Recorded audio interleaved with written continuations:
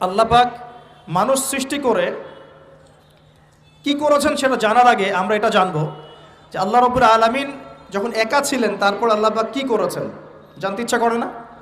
আচ্ছা, আজকে আমরা হিস্ট্রিটা বলছি, শুনুন। আল্লাহ পাক একা ছিলেন, তারপর আল্লাহ সৃষ্টি করেছেন আরশে আজিম। আল্লাহ পাক সৃষ্টি করেছেন কি? আরশে আজিম। আরশ কি জিনিস? যেই আরশের ছায়ায় আল্লাহ পাক কিয়ামতের মাঠে 7 শ্রেণীর মানুষকে ছায়া দিবেন, যেদিন এই ছায়া ছাড়া অন্য কোনো ছায়া থাকবে না। আরশটাকে একটু বুঝি। একটা হাদিসের মধ্যে নবী সাল্লাল্লাহু আলাইহি ওয়াসাল্লাম বলেছেন, নবীর নাম শুনলেই দরুদ পড়বেন, বলবেন সাল্লাল্লাহু আলাইহি ওয়াসাল্লাম।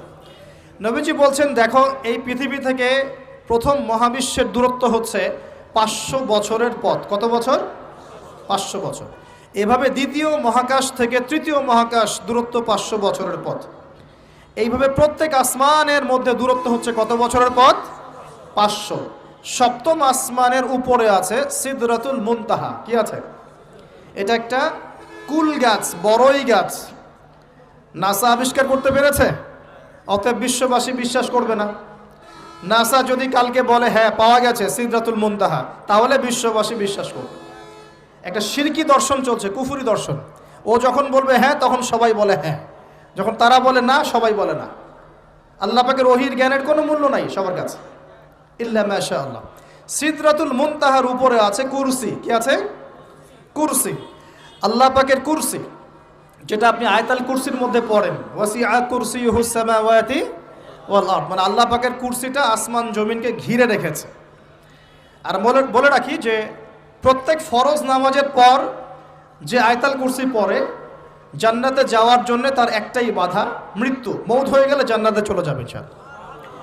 একটা হাদিস আসছে, রাত্রেবেলা ঘুমানোর সময় কেউ যদি আয়াতুল কুরসি পড়ে, সারা রাত আল্লাহর পক্ষ থেকে একজন ফেরেশতা তাকে পাহারা দিবে ইনশাআল্লাহ। এই ফেরেশতা তো দেখা যায় না, দেখা যায়? তো কয়দিন পর যদি বলে যে যা দেখা যায় না তা বিশ্বাস করা যাবে না, আসলে কিন্তু এপিস্টেমোলজি তাদের এটাই, যা দেখে না তা বিশ্বাস করে না। পশ্চিমারা কি ফেরেশতায় বিশ্বাস করে? কেন করে না? এটা তো একটা প্রশ্ন, উত্তরটা আমি বলছি আপনাদেরকে। কারণ তাদের জ্ঞান তত্ত্ব হচ্ছে যা চোখে দেখি না, যা পরীক্ষা নিরীক্ষা পর্যবেক্ষণে আসে না, তার কোনো অস্তিত্ব নাই। এটা ওদের ফিলোসফি অফ এডুকেশন, শিক্ষা দর্শন। এটাকে আমরা ফিলোসফির ভাষায় বলি এপিস্টেমোলজি বা জ্ঞান তত্ত্ব। জ্ঞান তত্ত্ব টিচার যারা আছেন তারা বুঝবেন, তাদের জ্ঞান তত্ত্ব এমন। আর আমাদের জ্ঞান তত্ত্ব উল্টা, টোটালি ডিফারেন্ট। আমরা কি বলি? আমরা বলি ওয়াকুলিল হাক্কু মির রাব্বিকুম, সত্য আল্লাহর পক্ষ থেকে আসে। আমরা বলি যে অদৃশ্যে বিশ্বাস না করা পর্যন্ত কেউ মুমিনই হতে পারবে না। ইমানের কয় পিলার? ইমানের কয় পিলার? 6